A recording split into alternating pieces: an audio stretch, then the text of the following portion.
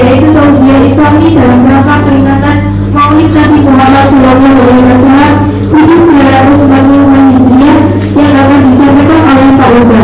Kepada Pak Uda kami persilahkan. Assalamualaikum warahmatullahi wabarakatuh. Alhamdulillah wa syukur la haula wa la quwwata illa billah.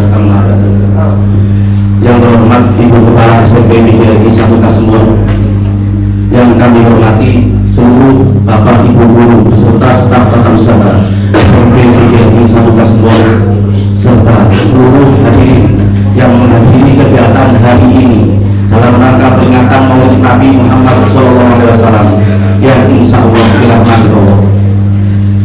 Bersyukur, marilah kita selalu panjatkan kepada Allah Subhanahu wa Ta'ala, karena atas limpahan rahmatnya kita masih diberi kesempatan dan juga masih diberi kesehatan sehingga mampu melaksanakan kegiatan pada pagi hari ini. Salawat serta salam marilah tetap terlimpah curahkan kepada junjungan kita Nabi Muhammad Sallallahu Alaihi Wasallam. Semoga kelak kita mendapatkan syafaat di yaumil akhir. Hadirin yang insyaallah dirahmati Allah. Kalau tadi Buis menyampaikan pembinaan yang sebegitu menggelegarnya, sebegitu interaktifnya, yang maklum 32 tahun, pengalamannya 32 tahun. Saya di sini itu baru mungkin hanya separuhnya, baru 30 tahun. Jadi kalau nanti tidak sehebat Buis, tidak sebagus milik Buis, ya mohon dimaklumi. Buis 32 tahun segini, saya baru paling ya kan gitu ya. Jadi sangat jauh sekali. Tapi tenang Buis, kalau kita menyampaikan kita itu jauh, kita itu sebenarnya beda sedikit bersama Rasul. Bukan percaya kan? Rasul itu kalau berhadapan dengan orang lain sedikit-sedikit lemah lembut gitu ya. Menghadapi siapapun orang yang menyakiti dia mengedepankan sedikit-sedikit, dia kedepankan lemah lembutnya. Kalau kita sedikit lemah lembut, banyak ngegasnya. Jadi tenang saja Buis, kita itu bedanya cuma sedikit sama Rasul.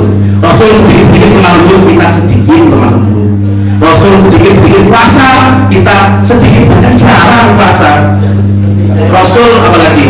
Rasul sedikit-sedikit sholat malam, sedikit banyak gerakan, kita beras sedikit beras. Jadi tenang saja, generasi kita itu tidak jauh beda sama Rasul. Kalau Rasul sedikit-sedikit seperti itu, kita sedikit sekali. Jadi bedanya cuma sedikit.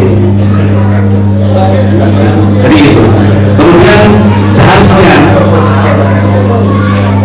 yang berada atau yang mengisi manusia itu seharusnya yang lebih tepat itu ya Pak Nabi Udin. Jadi saya itu apa ini kalau disuruh ngisi kok saya harusnya ya Pak Nabi Udin. Ya mungkin Pak Nabi Udin butuh adaptasi menghadapi kita semua yang ya bedanya sedikit sama Rasulullah tadi. Jadi butuh adaptasi. Kemarin semua saya tanya Pak Nabi Udin itu pernah ngajar di mana? Katanya ngajarnya di pondok. Aduh, kalau di pondok ini dibandingkan sama Ridhomi sama saya ini terus jauh sekali. Jadi ya jelas kaget nih, jelas banyak astagfirullah. Ya, jadi itu. Jadi kalau kembali ke peringatan Maulid Nabi, mungkin ini peringatan Maulid Nabi yang sudah ke sekian kali, mungkin sudah ke puluhan kali. Betul ya, kita memperingati Maulid Nabi itu kayaknya sudah setiap tahun kita peringati. Tetapi ada sebuah pertanyaan, dan ini sepertinya yang bisa jawab ya hanya kita sendiri.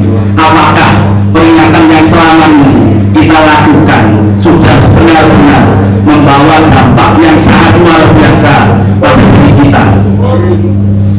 Jangan-jangan peringatan Maulid Nabi setiap tahun kita peringati hanya membekas, hanya makan-makannya saja yang membekas. Kita bawa berkat ke musola, setelah itu didoain, setelah itu bawa berkat pulang, makan, senang, lupa. Apa yang diperingati? Jangan-jangan cuma itu saja tiap tahun. Terus tahun depan yang itu lagi, bawa berkat ke musola, makan, pulang, lupa. Apa yang diperingati? Jangan-jangan gitu terus. Betul. Terus apa yang kita peringati tadi sumber bahwa kesemuanya tangan berkat gitu. Ya ini sebenarnya tidak hanya peringatan maulid Nabi, semua peringatan apapun kayaknya hanya sebatas seremonial. Lebih-lebih hari ini tuh maulid Nabi. Loh, apakah kalau hanya makan-makan saja itu salah? Ya sebetulnya kalau seperti itu bawa berkat di musola tidak salah sih, cuma ya kurang baik saja. Terus peringatan maulid Nabi yang baik itu yang bagaimana? Sepertinya peringatan yang kita lakukan ini sudah memenuhi standar baik. Wah, apa saja sih peringatan maulid Nabi yang sesuai sunnah?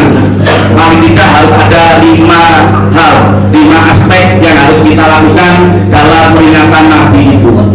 Yang pertama, dalam peringatan maulid Nabi harus ada unsur pembacaan atau unsur mengetahui sejarah Nabi. Jadi Nabi tadi sudah disampaikan tulisan Nabi seperti ini gitu lah. Itu sudah memenuhi syarat bahwa Nabi sejarahnya seperti itu. Satu, kalau di kampung biasanya dibacakan berjanji gitu kan ya. Tapi yang kita paling kalau membaca itu tadi semua peringatan itu tadi, peringatan itu hanya sebatas peringatan, dibacakan berjanji pada isinya sejarah Nabi belas isinya enggak membekas sama sekali. Itu aspek yang pertama. Yang kedua, kira-kira apa? Yang kedua apa? Yang kedua ada pembacaan ayat-ayat suci Al-Quran. Tadi juga sudah kita lakukan. Yang ketiga apa? Yang ketiga apa? Yang ketiga adalah ada tausiah, watawasobil haqqi watawasobis. Jadi saling menasihati. Saling menasihati itu harus menunggu, saya harus benar dulu baru menasihati. Kalau seperti itu, manusia ini tidak ada benernya. Konsep hidup kita itu harus saling menasihati. Kalau saya yang salah, kamu yang menasihati. Kalau kamu yang salah, ya kita yang menasihati. Jadi konsep hidup kita ya seperti itu. Jangan sampai kalau dinasihati orang, padahal kita sudah benar-benar kita salah, kita tahu kita salah, dinasihati orang malah ngegas. Orang tak benar mengendalikan jangan itu. Padahal yang dinasihatkan betul. Jadi ya harus berlatih untuk mendengarkan nasihat atau kebenaran yang disampaikan oleh orang lain. Apa tadi sudah 3 ya? Yang keempat apa? Kira-kira yang keempat apa? Apa putra? Yang keempat terdapat unsur silaturahim. Kumpul-kumpul semacam ini ya silaturahim. Jadi seperti ini itu silaturahim. Jangan kan kumpul-kumpul kayak gini. Sholat yang kita lakukan, sholat yang kita lakukan, syukur-syukur kalau berjamaah. Jadi sholat yang kita lakukan itu ya bentuk silaturahim kita dengan siapa? Ya dengan Allah. Sholat dengan silah, silaturahim itu kan silah dan rohim. Sholat dengan silah itu berakar dari bahasa yang sama, artinya ikatan. Jadi kalau sholat kita benar, sholat yang kita lakukan itu benar, maka kita pasti akan terhubung dengan Allah Subhanahu wa Ta'ala. Kalau sudah terhubung dengan Allah Subhanahu wa Ta'ala, pasti tidak akan pernah melakukan yang namanya maksiat. Jadi kalau maksiatnya masih masih stop bukan, maka bisa kita pastikan sholatnya itu pasti tidak benar.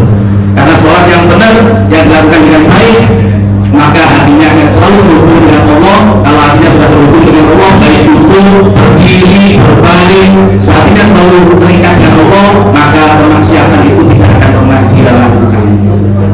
Apakah mudah ya? Sulit juga. Oke, yang keempat itu jadi silaturahim. Tadi dibahas sama Bu Is, apalagi sholat yang kita lakukan di musola itu. Saya barusan kemarin mungkin sudah rakaat kedua atau ketiga sudah sujud. Ini masih kamu. Ini rakaat ketiga.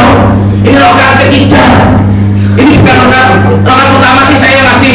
Ya itu tadi karena beda sedikit sama Rasul, ya sudahlah saya ya sudah memang generasi kayak zaman ini kan ya kayak gini.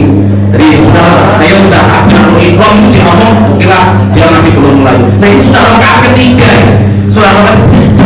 Ini mas, kamu mas. Saya tahu sih orang yang ngomong siapa itu. Siapa? Nah, ini misalnya Mamat. Ya Allah. Astagfirullah. Itu yang keempat ya. Jadi ada pembacaan sejarah Nabi, yang kedua ada pembacaan ayat-ayat Al-Quran, yang ketiga ketiga tausiah, yang keempat silaturahmi. Yang kelima apa? Yang kelima ini yang paling menyenangkan, yang selalu kita lakukan, makan, tersedianya makanan. Tapi jangan sampai kita hanya memperingatan maulid terus oke makan-makan, Pak. Terus setelah makan-makan bawa berkat pulang, tanya, imam peringatan apa? Pak pokok mulai oleh berkat limo.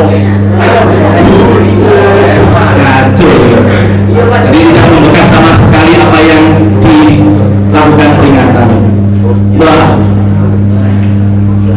Kalau peringatan maulid Nabi sudah kita lakukan dengan baik, maka dampak yang luar biasa yang harus kita dampak yang akan kita rasakan. Betul, tidak pakai kulit tulis. Kita akan bisa meneladani apa yang dilakukan oleh Rasulullah SAW. Bu Isadi juga menyampaikan, kalau kamu mengidolakan seorang pemain sepak bola saja, semuanya kamu lakukan, entah gaya pakaiannya, entah selebrasi golnya, entah itu apapun klub yang dia bilang, kamu selalu ikuti kemana dia pergi. Itu kalau ngegol pasti siu, karena dia mengidolakan yang namanya Cristiano Ronaldo. Nomor 10 biasanya mau 10 enggak, 10 itu Messi, saya 7. Pasti semuanya adalah dia berusaha untuk mengikuti apa yang dilakukan oleh idolanya. Apalagi ini Rasulullah. Peringatan Maulid Nabi harusnya mampu menumbuhkan kecintaan kita kepada Rasulullah SAW. Dari peringatan ini harusnya mampu melakukan itu. Kalau mengidolakan pemain sepak bola bisa seperti itu, padahal kita tahu Cristiano Ronaldo sampai kiamat pun kalau dia tidak akan bisa memberi syafaat kepada kita nanti di yaumil akhir. Nah ini Nabi kita sudah dipastikan nanti kalau kita berhadapan sudah masuk di yaumil akhir, maka satu-satunya syafaat yang kita harapkan ya dari beliau. Hanya beliau yang bisa ngasih kita syafaat. Kok kita ngaku cinta tapi kok ya seperti ini? Kalau kita mengaku cinta kepada Rasulullah, tidak cukup hanya setiap hari kita sebut namanya saja, tidak cukup. Wong kamu mencintai Ronaldo saja seperti itu, mencintai Messi saja ya seperti itu. Padahal dua orang ini tidak bisa ngasih syafaat. Maka kalau kamu mencintai Rasulullah, maka hadirkan Rasulullah itu dalam perilaku kita sehari-hari. Teladani apa yang dia kerjakan, apa yang beliau kerjakan. Jadi semua yang beliau kerjakan, ayo kita sama-sama teladani. Nah, apa yang beliau kerjakan? Yang beliau kerjakan jelas adalah sunnah. Kita nggak usah dulu bicara sunnah-sunnah yang keren, sunnah-sunnah Rasul yang keren. Tapi kalau saya bicara sunnah Rasul, Muhammad itu pasti konotasinya negatif. Ayo kan kita lakukan, kita perbanyak sunnah Rasul, tapi langsung negatif yang dia pikirkan. Ya betul ya. Betul gitu ya. Kalau kita bilang kita perbanyak sunnah Rasul, langsung konotasi yang di pikiran kita itu langsung yang negatif. Padahal masuk ya Rasul pekerjaannya cuma itu saja kan enggak. Ada banyak sunnah Rasul yang bisa kita lakukan. Nah saya yang keren-keren, yang keren-keren itu mungkin saya juga sulit untuk melakukannya. Apa sih yang keren? Menghafal Al-Quran. Menghafal Al-Quran itu sunnah Rasul, itu yang keren. 30 juz menghafal Al-Quran. Kita trikul paling nyedak-nyedak. Ya tahu, trikul itu. Kali kita kalau trikul saja pasti itu kadang lari.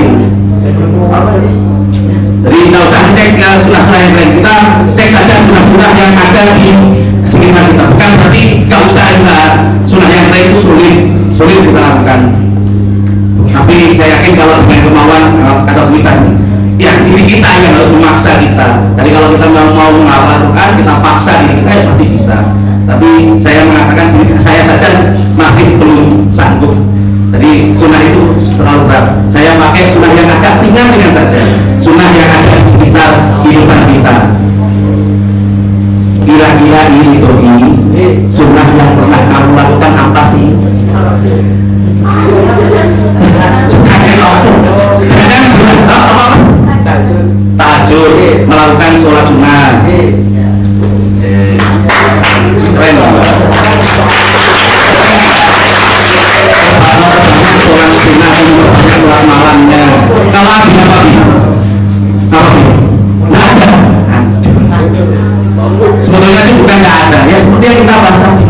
makan ini biasanya kalau kita memberikan Islam ya sebatas peringatan belas, setelah itu tidak membekas, makan-makan selesai lupa. Sebetulnya kalau kita mau cek kegiatan sepele, kita anggap kegiatan paling sepele dan kita pasti lakukan tiap hari, yaitu makan. Dari segi makan saja, akhlak yang diajarkan Rasul itu ada berapa? Ada berapa? Apa saja? Satu. Ketika makan, satu. Tidak boleh bicara. Tangan kanan. Berdoa, baca Bismillah. Yang sunnah itu membaca Bismillah. Yang sunnah atau yang dilakukan Rasul itu membaca Bismillah. Jadi kalau doa yang lain dilakukan boleh-boleh, tapi membaca Bismillah itu yang sunnah. Jadi saya ulang, sebetulnya kalau kita mau cek yang sederhana saja dalam makan itu sudah banyak keberkahan dari sunnah. Sunnah berarti kita melakukan sunnah, kita meneladani apa yang dilakukan Rasul. Kita lakukan sedikit saja dulu, sedikit, besok sedikit lagi, besok sedikit lagi, lama-lama kan akan menjadi sunnah, itu akan keberkahannya akan kita. Satu, makan, baca Bismillah. Sudah dilakukan? Sebelum makan baca Bismillah. Tangan pakai makan pakai tangan kanan. Sudah? Ini saya masih kadang masih sering menjumpai makannya pakai tangan kiri, makan pakai tangan kanan, tidak pakai tangan kiri. Kenapa tidak pakai tangan kiri? Siapa yang makan kalau makannya pakai tangan kiri? Yang makan pakai tangan kiri itu hanya dilakukan oleh setan dan iblis. Betul, tangan kiri digunakan untuk hal-hal yang saru, kata Dewa gunakan kondisi. Ya, makanya tapi saya masih menjumpai makannya pakai tangan kiri, padahal sunnah yang dilakukan oleh Nabi makan itu pakai tangan kanan. Yang ketiga makan sambil duduk. Tapi kita kalau makan sambil berdiri, makan minum itu sambil berdiri. Harusnya makan dan minum itu lakukannya dengan duduk. Ada banyak pakai. Kalau tidak percaya lihat saja nak waktu istirahat yang makan sambil duduk atau sambil berdiri. Sambil berdiri itu berapa orang? Padahal kita dianjurkan, disunahkan untuk makannya sambil duduk. Ketiga, yang keempat apa? Sudah pakai tangan kanan, tapi ya ini juga harus dikontek. Yang keempat apa? Tidak bersuara. Yang keempat itu kalau tidak salah minum dengan 3 tegukan. Jadi minum, yang kami minum 1, 2, 3 tegukan, masuk 1, teguk, 1, 2, 3, lepas, ambil nafas, minum lagi 1, 2, 3, lepas, ambil nafas dan seterusnya. Minum dalam 3 tegukan. Itu sunnahnya. Yang keempat apa? Tidak meniup makanan atau minuman. Lupa panas Pak, jadi dipasi, tidak boleh ditiup. Kenapa tidak boleh ditiup? Nah, udara pernapasan kamu itu adalah karbon dioksida. Karbon dioksida itu racun.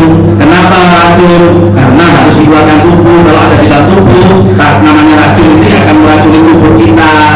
Kalau sudah meracuni tubuh kita, yang paling fatal ya jelas kematian. Makanya tidak boleh meniup makanan karena hasil udara pernapasan kita namanya karbon dioksida. Coba nanti baca lagi bukunya. Jadi dari makan saja kita sudah panen berapa keberkahan itu tadi. Kalau ini kita lakukan tiap hari kan sudah luar biasa keberkahan yang kita dapatkan. Ini belum lagi kalau ke kamar mandi, belum lagi tidur, belum lagi apa lagi? Belum lagi kita keluar rumah. Kalau kita lakukan semua itu penuh dengan akhlak yang dilakukan oleh Rasul, berarti pasti kita sudah meneladani apa yang dilakukan oleh Rasul. Dari segi makan saja yang kita lakukan tiap hari banyak keberkahannya. melakukan banyak hal, otomatis pasti kamu akan panen pahala yang sangat luar biasa. Itu dari makan. Tapi coba kita lihat, kalau kita bicara sunnah rasul itu tadi, kalau saya ngomongkan ayo kita lakukan sunnah rasul, pasti jawaban konotasi kita ke hal-hal yang negatif. Dari mana sih konotasi negatif ini berasal? Sebetulnya memang dianjurkan ketika kita pergi sholat Jumat itu sebelum sholat Jumat mandi wajib dulu. Baik itu yang kamu yang belum menikah atau yang sudah menikah, tidak ada hubungannya sama apapun, tapi untuk menghargai hari Jumat itu kamu disunahkan untuk mandi wajib sebelum berangkat sholat Jumat.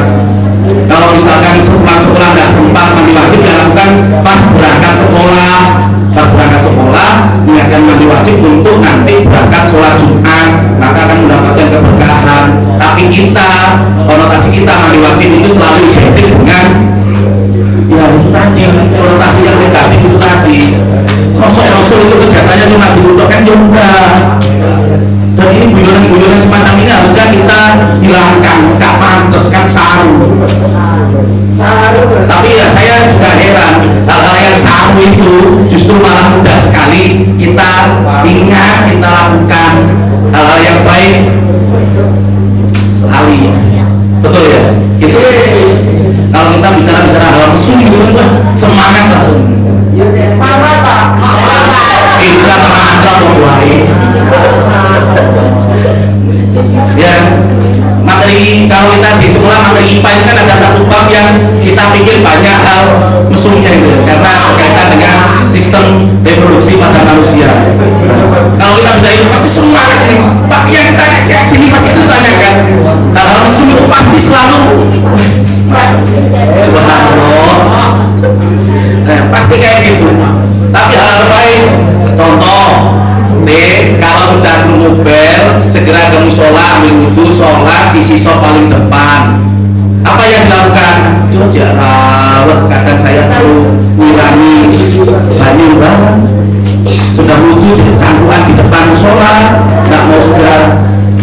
Hal positif itu sulit sekali, tapi kalau hal yang negatif kok mudah sekali untuk diingat dan dilakukan. Itu ya. Jadi ya mungkin hanya demikian yang bisa kita sampaikan. Kalau misalkan kok tidak seinteraktif apa yang disampaikan atau pembinaan yang disampaikan Lukis, ya mohon dimaklumi karena perbedaannya juga sangat jauh. Tapi yang perlu kita tekankan, mari bersama-sama setelah peringatan Maulid Nabi ini, mari sama-sama kita tumbuhkan cinta kita kepada